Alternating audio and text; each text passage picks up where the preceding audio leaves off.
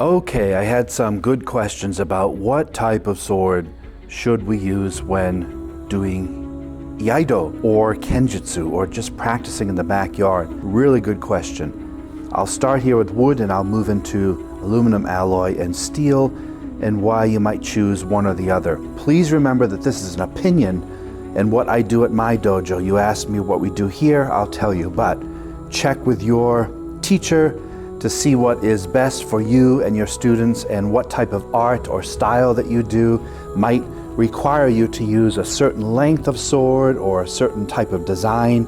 Please check with your own instructor for proper guidance. Here we have some wooden swords, and before I mention wood, I love the idea of plastic. This would have been very appreciated back in the 1980s or 90s. These are plastic swords here, and they're quite hefty. This is a good overall budget sword that you might want to buy for practicing in your backyard or even at your dojo. What I like is this casting here of the Ito wrap, which really gives you a good purchase, a good grip on your sword. It has the Suba guard that comes with it that you can assemble. And in this case, I bought one of these plastic saya, which you can buy, which fit most bokken. You can find these online in various different places. So you can practice drawing out without any risk of injury here. This is a medium weight sword. It's not very heavy, so you're not going to get a good workout with it, but it's quite safe to have in your backyard around kids or pets without any injury. We have a real bokken here. This one is made of bamboo, so it's quite light. I prefer in our martial art to use swords that have Suba guards because the samurai all had Suba guards. So again, here's one of these plastic saya that you can buy online. And this is a nice wooden sword. It's even got a groove here, kind of a fuller. No wrapping, but it has a good grip. So this you could use in your practice. You can hit these together. This is a solid bamboo. It's probably not going to break. And I do oil this on occasion because it can dry out. But this is a higher budget bokken. This probably costs about $80 for this bokken. And it came from Europe somewhere, I think Russia perhaps. Here's a budget bokken that was actually given to me by a former student. And this, as you can see, is just plain old oak, colored black. So he spray painted it. There's a nin symbol here. I don't know if he carved that or it was on there. But what I like about this is it has the Ito wrap. And this is a very good wrapping here. So that gives you a real good purchase again. Makes you feel more authentic. You're not going to injure yourself. So this is good for clashing together, some sort of cosplay or something like that. So that is a bokken that's kind of amped up a little bit. Nice option. This is another high-end bokken, which is good for training. You notice the swordy curve is extreme on this one, a real large curve on this, representing the katana there, but no guard. So some Aikido schools do not use a guard, but we always use a guard here, always. So this is good for precision cutting without injury. As you can see, the kasaki here is nice and rounded there. This bokken is probably about $80 to $120 to buy. And some schools even have their own style of bokken. I personally don't recommend one without the guard because if you hit the sword, it's going to smash your fingers. Can't tell you how many times my fingers have been smashed from other bokken. But it looks nice, doesn't it? So do you want aluminum alloy now? Aluminum alloy, the good news about it is it's easy to clean. It looks nice. It's always beautifully shiny. So there are some good things about aluminum alloy. It's very light. It's good for demonstrations. And these reproductions here can look really nice. So once I unsheath this here, you can see it's a beautiful blade, shiny, but it's soft, so it will bend.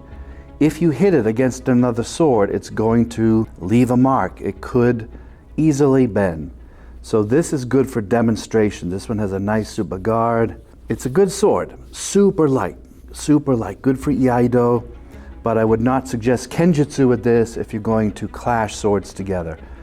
Really nice tip. It's not at all sharp. It's completely dull, as you can see. Really dull here, so it's not going to cut you. If you rub it across your friend's arm or something, it's not going to cut. Nice looking sword. These can run anywhere from $50 to $1,000 or more if you want to spend really big money and get one from Japan. You can buy them even $2,000–$3,000 for an Iaito. This one is balanced, top heavy. The tang probably doesn't go all the way, so it's a very top-heavy sword. Not so good for Kenjutsu in my opinion, if you're gonna slam swords together, which we do here all the time. So now here we go into stainless steel. What's good about stainless steel is its durability. So here's a stainless steel blade, and I'll clean this after. Really solid. It's not gonna bend, it's not gonna chip as easily when you smash blade to blade. You can see a couple of pits here, I don't know if you can see those, where I have hit the sword against other swords, because you would definitely clash in realistic battle. This one isn't sharp, as you can see, there's no blade on it. It is a true Iaito, it's not a Shinken live blade. And this is a higher quality steel sword. It has a nice Suba guard there of a snake. It has this blue Ito wrap, and it's hefty, very, very heavy. Probably almost twice as heavy as the Iaito. It's really heavy, good for building muscles, good for getting good form, and it's safe. It's not gonna hurt you or your partner as long as you don't stab each other. These little stabby ends here can poke no matter how dull they are. They can pierce the skin, so be very careful when you're ski thrusting in. You might wanna take a file, which I have. I often will grind down these tips from the factory just to give it an extra rounded edge. You don't want that sharp when you're dealing with another uke or person you're working with. So steel, which one do you prefer? If you're gonna bang swords, get steel. If you're not, aluminum alloy might be your best bargain. Here's a higher end steel sword. It's still not sharp. I forget who made this. This might be a Paul Chen type of Iaito, but as you can see, it's steel and it is strong. Very, very strong, very well made. Even has a Hamon line etched on there. As you can see, this one is quite beaten up. It's all scratched up, but it's a good option for Kenjutsu if you're gonna hit swords together. It's not going to bend and very unlikely to fail unless you really beat the hell out of it. But that's a nice sword, high quality. This is about a $500 Iaito. And again, you're paying for the tight Ito here. It has all the Manuki. It's literally a reproduction of a samurai sword. High quality Suba. And all the koshirai, the fittings on here are good quality. Comes with a well-designed saya scabbard here, so that's a good option if you want to spend several $100s. Please be careful. This is an opinion, of course, but I do not recommend ever using a live sword with Kenjutsu. Be very, very careful. I only use a sword. This one is a live blade if I completely trust my training partners. If they're like 3rd, 4th degree and they've been holding a sword for 10, 15 years, then we might get these out because we have to stop before we hurt each other. So as you can see here, this is a razor sharp folded steel blade that would take your arm off as soon as blink. Be very careful. I never use these unless it's a demonstration on Iaido, and I've had a lot of training. I would not use this or recommend this for Iaido or Kenjutsu, but talk to your instructor. I'm sure that they would agree that they have extremely strict guidelines if you're going to train with a Shinken.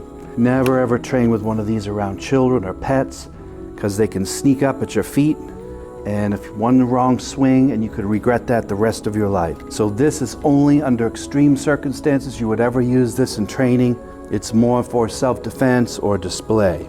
There you go. You have wood, plastic, aluminum alloy, which is a light option, really easy to keep clean.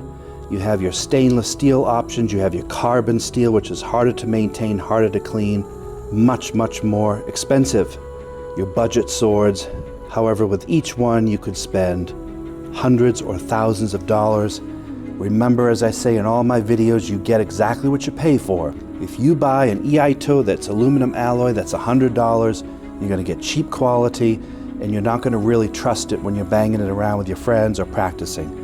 I recommend for myself, I almost always use stainless steel because it's heavier and it gives me a workout, and it keeps my mistakes honest.